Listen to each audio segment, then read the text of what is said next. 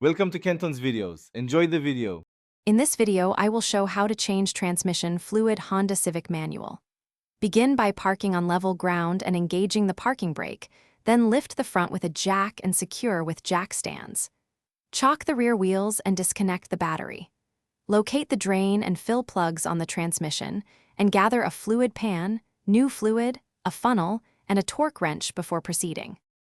With the car supported, position your drain pan under the transmission drain plug and loosen the plug with the correct socket. Allow the fluid to drain fully, watching for metal particles or a burnt odor which may indicate internal wear. While draining, remove the fill plug so air can enter and speed drainage. Clean the drain plug and replace the crush washer if present, then hand start the plug when drainage finishes. After reinstalling and torquing the drain plug, refill the transmission through the fill hole using the recommended fluid and a funnel until it reaches the proper level. Replace and torque the fill plug, then lower the car carefully.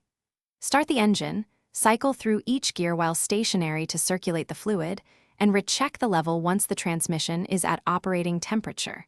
Correct any leaks and clean up spilled fluid thoroughly. Thanks for watching. Consider subscribing if we helped you.